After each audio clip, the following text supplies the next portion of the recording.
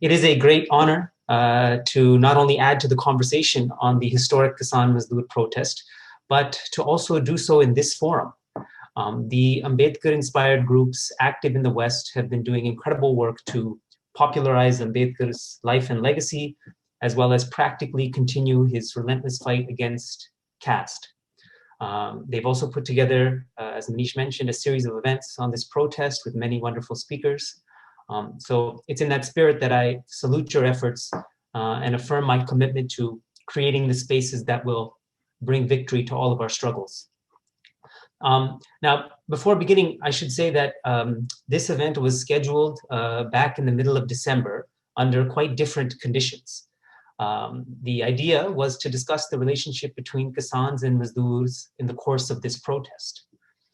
Of course, the events of the last few days are on everyone's mind, and initially I thought about having an entire discussion on what happened on the 26th. But then I realized that would be improper, that we shouldn't discard this earlier topic because that too is of urgent importance. So my plan today is to try to convey some of the history, nature, and political trajectories of the solidarity that has emerged between Kisans and Mazdoors in the course of this protest. At the end, I will share some of my initial thoughts about what happened on January 26th. Now, for my talk, I'm going to focus on three areas. The first is the problem with all India framings. The second is the dynamic of caste in Punjab. And the third is the nature of the solidarity we are seeing on the ground. So first, the problem of all India. Perhaps the most important place to begin this conversation is with the category India. It might be obvious, but it's worth remembering that this country is 74 years old. It is the same age as Pakistan. Both emerged as political and geographical entities in the aftermath of partition and decolonization. India, as we know it, is a product of the administrative logic of British rule. I personally know people that are older than this country called India. Now, my point is not to argue that the country is fake or counterfeit as opposed to some other natural or more authentic grouping, nor am I trying to start a debate about the merits of nationalism or federalism. Rather, it is to emphasize that this specific arrangement of people and territory into a polity is a modern invention, and that the category India actually conceals a great deal of diversity. There's a vast assortment of languages, religions, ethnicities, cultures across the subcontinent. And the word India is actually quite hopeless in capturing or analyzing any of those elements. Now, this problem is evident when it comes to the issue of caste. And that is because it's usually the experience of the Hindi-speaking Jamuna-Ganga plains that is taken to stand in for all of India. Sometimes one adds dynamics in Tamil Nadu or Bengal or Gujarat, but the result is the same. The caste dynamics of this one region become the lens through which all other regions are either collapsed into or fitfully compared.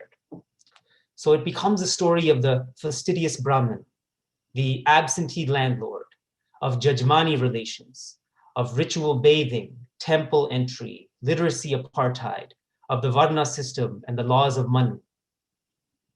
Now, this might be fine on its own terms, but as a sort of all India phenomenon, it falls short. It does not explain differences in the ideology and operation of caste outside of the conventions of Brahminical Hinduism.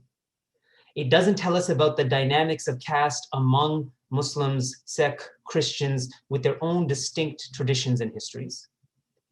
Nor does it describe how caste plays out in places like Punjab or Kashmir or Manipur or Nagaland, or much less Pakistan, Bangladesh, or Sri Lanka.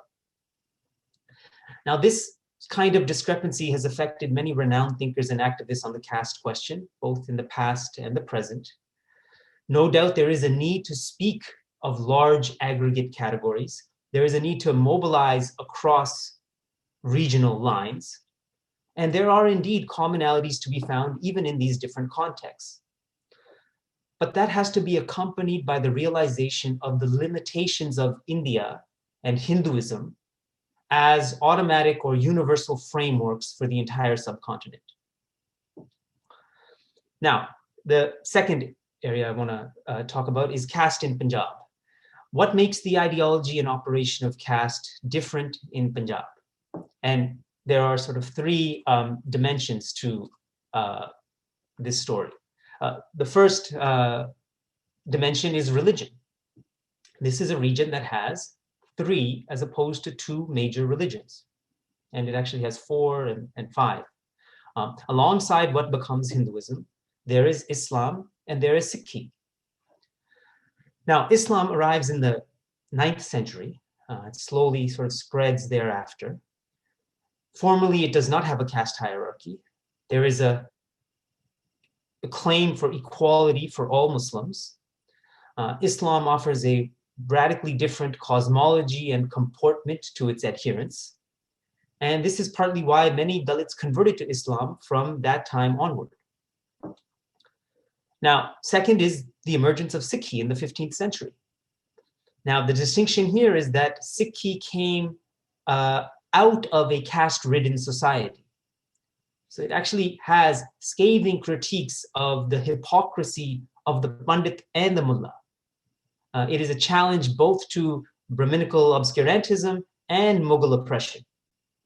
And it produced a new philosophy of radical oneness, ekonkar, based on meditation, on labor, on redistribution. So from Guru Nanak through to Guru Gobind Singh, Sikhi inaugurated a societal revolution in Punjab. And there are key qualities to Sikhi that I think are important for us to sort of bear in mind because they bear on the present, actually. The first is that Sikhi overturns the logic of purity and pollution by proclaiming the equality of all, not just the equality of all believers, but of all of humanity, which cuts across gender, caste, class, region, and religious lines. Second, it also imparts a new theology from the hymns of the 10 Gurus, as well as Bhagat Ravidas, Bhagat Kabir, Bhagat Namdev, and Baba Farid, which are together collected in the sacred text called the Guru Granth Sahib, that is accessible to all without the mediation of priests of any kind. Third, Sikhi creates these radical egalitarian practices like langar, which is the collective cooking and eating of food, and seva, which is the self-driven yet selfless activity for the common good. And finally, Sikhi empowered the most downtrodden to confront their oppressors. It is a religion of expression and of action. And for those reasons, Dalits, as well as other subordinate castes, converted in large numbers to Sikhi from especially the 17th century onward. Now, later, with colonial rule, there is the appearance of other religions as well. Christianity arrives with the Presbyterian and Catholic missionaries in the 1850s. There is the advent of the Ad-Dhar movement based on the teachings of Bhagat Ravidas, which is led by Manguram in the early 20th century. So taken all of this together, we have a very unusual situation by the 1930s. And that is, Hinduism is a minority religion. There are powerful existing critiques of Brahmanism, and vast numbers of Dalits have already converted to other faiths well before Ambedkar's annihilation of caste speech. So that's the kind of religious dimension to it. The second dimension is political economy. Now, the nature of sort of economic power is based on changing systems of land tenure. I'm not going to go into sort of extensive detail. We can talk more in the discussion, but I want to highlight maybe 3 moments. Initially, Punjab's land tenure system held much in common with the rest of North India under the Mughals. It's marked by absentee zamindars holding claim to the produce from large tracts of land tilled by a range of different cultivators as tenants.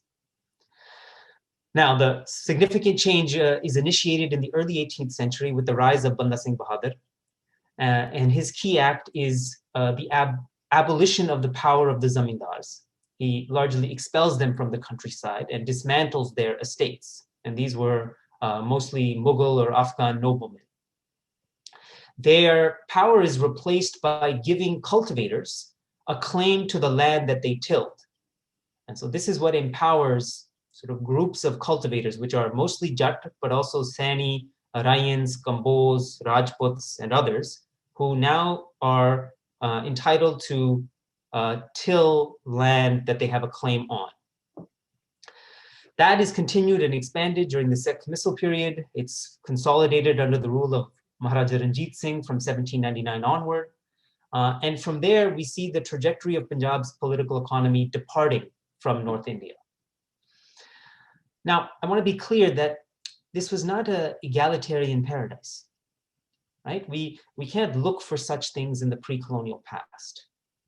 They are unavailable and they are unnecessary. Right? The point I'm trying to make is to mark this difference in order to understand alternative trajectories to the present. The project of utopia is one for the future. So we don't need to kind of harken back to some pre-colonial time. Now, finally, this system of land tenure changes again and more drastically, under British rule from the 1850s onward. Here they deploy new technologies and strategies of surveillance, measurement, and calculation to create, for the first time, caste-based private property. So now individuals identified by their castes become the outright owners of parcels of land, from which they are expected to pay a share of produce as revenue to the government in the form of cash. This is what radically alters the nature of hierarchy in the countryside. So we have no Brahmins, we have no large absentee landlords, there's no zamindars or talukdars. Instead, Jats emerge at the top of this hierarchy, while Dalits of the Chamar and Mazbi castes are at the bottom, although they are both implicated in agricultural production. So what happens is land ownership becomes the criterion for rural dominance. Now, the third dimension I want to talk about is culture. There is a marked difference in the texture of society in present-day Punjab from, say, Bihar or Gujarat or Andhra. Now, it's harder to pinpoint, it's harder to measure. That's why, for a lot of scholars, they find it hard to talk about culture. We're sometimes more familiar with the data of land revenue or crop output. But still, we can make some tentative observations. In Punjab, caste is not part of a ritual hierarchy. You have, like I've said, the relative absence of Brahmins and their authority. In sort of common colloquialism, Brahmins are actually mocked. You have no prohibitions on learning or worship in Sikhi and Islam. You have far less spatial segregation in villages or outright hostility in public places. And perhaps most importantly, you have the relative strength of Dalits due to their education and migration abroad, which has allowed them to sort of create their own institutions and spaces. So together, I think this is what has produced the cultural resources to challenge conventional caste hierarchy and difference in Punjab. Again, this is not to deny inequality and conflict. Dalits are, by and large, subordinated. They experience various forms of discrimination, humiliation, and exploitation. By almost every sort of social indicator, they occupy the lowest position in society. Jat dominance, though, is unusual because it is a product of the new regime of land ownership based on self-cultivation. Right? These people don't have any hesitation with touching the plow or engaging in manual labor. They're not the conventional sort of unproductive leeches that simply extract from the produce of others. They are active and energetic cultivators, often working alongside Dalits in collective yet unequal terms. Right? That's part of the messiness of it. So thus, caste ideology and practice is not the same in Punjab as it is in other parts of the country. It is due to Sikhi, it is due to the unique political economy, and it is due to Dalit empowerment.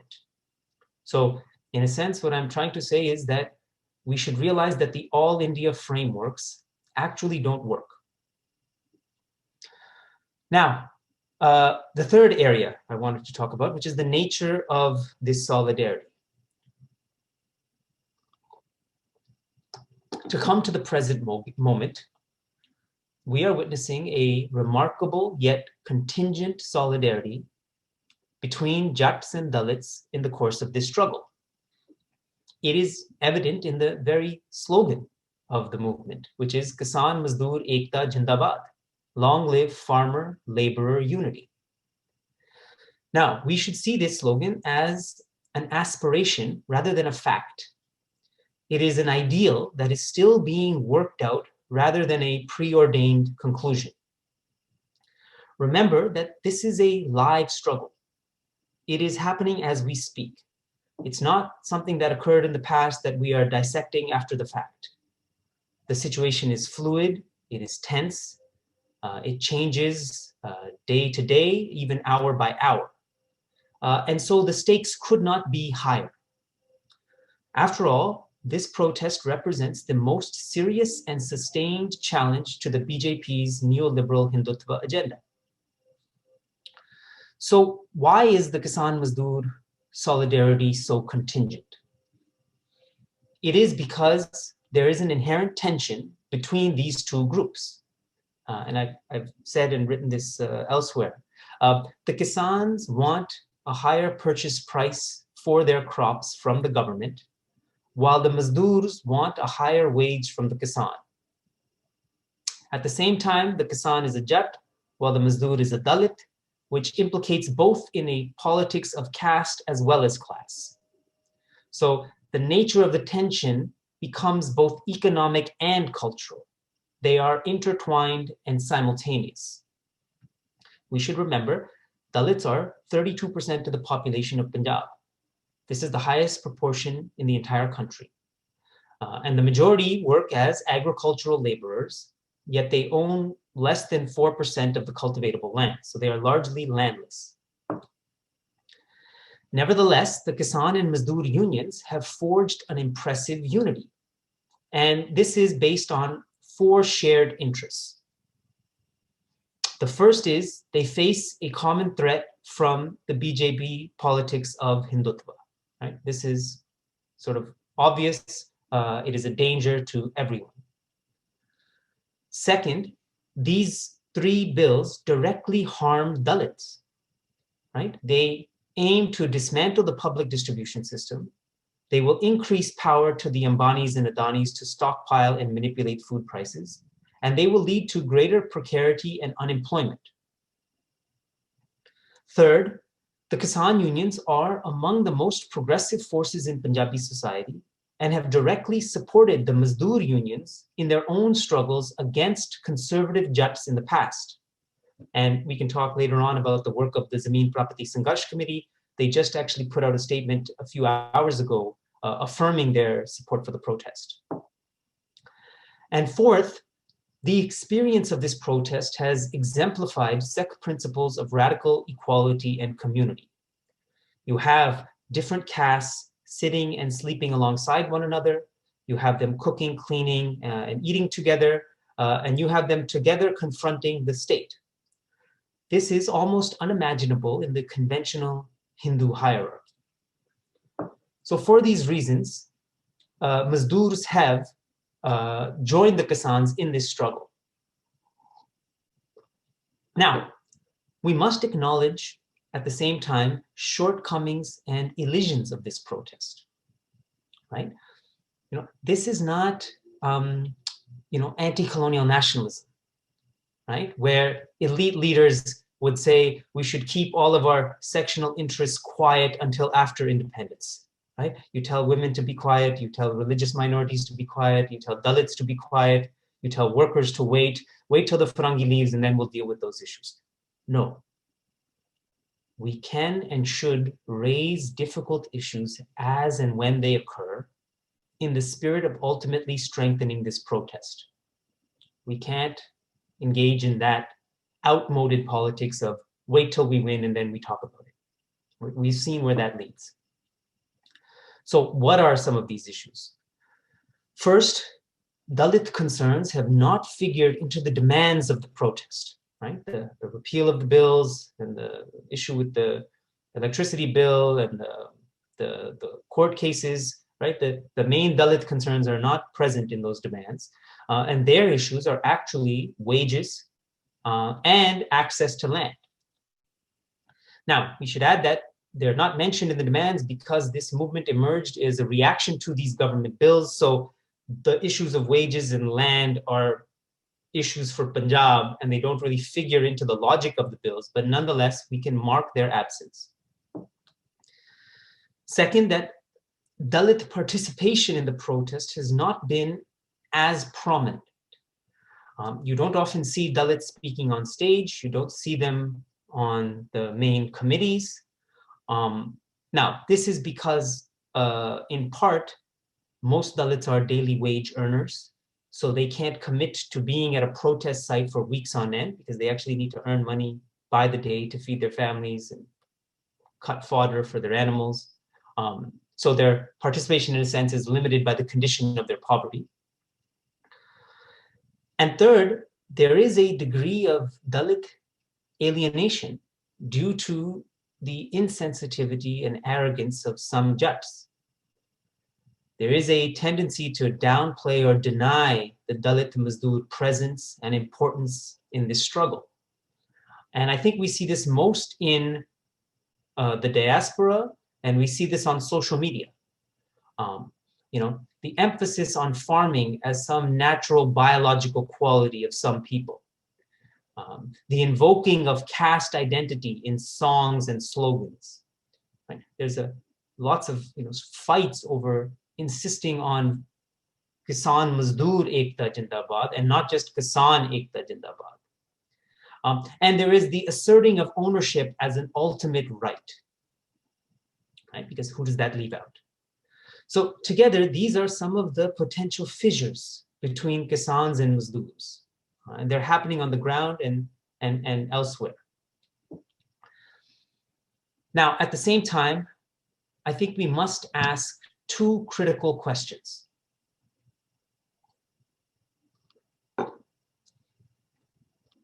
If this movement fails, will the cause of Dalits be strengthened or weakened? And what is the position of Punjabi Dalit activists and organizations on the ground? I think we have clear answers for both.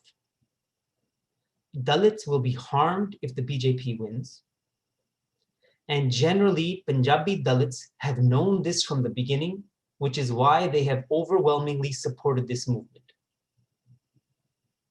So we must appreciate this complex, messy history. We should recognize the contradictory tendencies and trajectories. We should, without hesitation, raise our voice to ask difficult questions and put difficult issues on the agenda. And we should still do our utmost to bring about this victory. And we should fight for the victory for the sake of Kisans, for the sake of Dalits, for the sake of Punjab, and yes, for the sake of India. Now, how might we understand what happened on January 26th, right? This is something that I think has been on a lot of people's minds. So I thought I would just give just a few sort of points about it. For those who might not have heard, there was a massive tractor parade from 5 different sites on the Delhi border. There was widespread support from the residents of Delhi. It was met at several locations with police violence. There was no property damage, no looting, no assaulting of common people. Some groups did take an alternate route. Others went further to the Lal Killa. But by any measure, January 26th was a resounding success. Now, there are some things we have to kind of address in order to cut through the noise. And I'll be brief here so we can have more time in the discussion. One, it is the fundamental fault of the government for not addressing the Kisan-Mazdoor demands earlier. Right? People have been out on the street in the bitter cold for 2 months. Something like 160 people have died. No one can be expected to sit on endless dharnas with no hope of resolution. So it is the responsibility of the government that has gotten the problem this far. Second, mass protests are not dinner parties or school plays. Right? We shouldn't expect anyone to have complete control over hundreds of thousands of people, especially when they have endured such hardships. Right? The unions do not have the authoritarian structure of the RSS. Third, we should keep in mind that the Indian government has a long and well-documented history of using outside instigators and infiltrators to discredit popular movements. This has been exposed in this very protest, and there will be, I think, more details coming in the weeks ahead. Fourth, I think that we have nothing to say to right-wing sort of BJP IT trolls, but we could counter mainstream liberal outrage. These are the people that will hyperventilate in bad faith over the most trivial of issues while ignoring atrocities occurring before their very eyes. And I think we should reject out of hand any attempts to undermine the movement. And fifth, finally, we must bring back the focus to the main issue. The BJP is attempting to deregulate and privatize agriculture, which will throw millions of people into volatility and poverty, and will jeopardize the food security of the entire country just to enrich corporate interests. So whatever the complexity of the past and the present of this struggle, this neoliberal Hindutva agenda must be opposed as a step towards creating a new society. So with that, I'll stop. Thank you all for listening. I look forward to the discussion. Jai Bhim.